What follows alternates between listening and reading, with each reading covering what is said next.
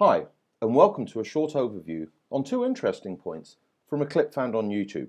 Thanks, Nicholas G, as this illustrates two major points. Firstly, an element of neophobia, or fear of new objects, and secondly, how not to set a trap. Now, as we roll the video, you can see how the rodent appears from underneath what appears to be either the dishwasher or certainly a kitchen unit. It's a very cautious approach to the trap. But there is a food attractant on it. And which one overpowers? As you can see, there's a fear, but there's also an inquisitiveness to this as well. And the rat is constantly ready to jump away and to flight, but is really interested in the food source that's there. So now the rat has a real debate, getting closer to this new object or going in for some food. And the debate is whether the fear overcomes or the food overcomes. And it looks, oh no, the rat then suddenly starts to make a very, very cautious approach towards the food.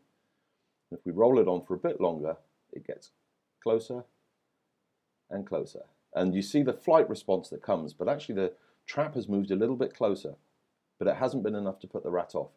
But there we go. The rat now has some food and straight back to its harbourage point. Now, if we stop the video there, the benefit of actually putting and working food onto a trap to make the rat work to get it off makes the trap much more suitable. But sometimes later the rat is back. Maybe it's hungry, maybe the just want of the food is great. Approaches the food and oh, there we go, there's a larger volume of food. But you'll notice straight back to its home, just no sitting out in the open at all. Sometime later the rat is back again. The food is obviously too appealing. Goes in for just a bit more food that's off the end. You can see how the food is just literally placed on top of the trap, so therefore it has very little benefit at all. And the rat, seemingly overcoming its neophobia, is now much happier to eat in the open. But going back in for the final piece, still this caution is there, and you can see paws very wide, still very cautious, ears very alert for what's going on. It wants that last bit of food. And this must be a real battle for the rat, this new object against the food source that's there. As you can see, it's returned to a bit of comfort with the existing food source that it took off.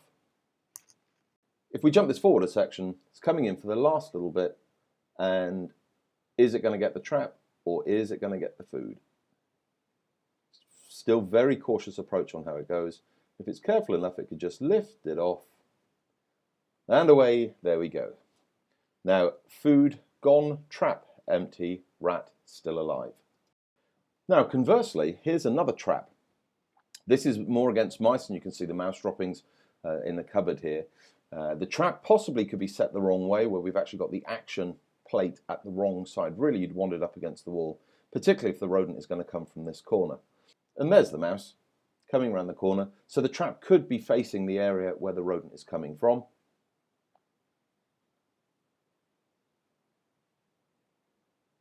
Again, very cautious. The speed of which the mouse just went around the corner, again, is a great attribute that mice have.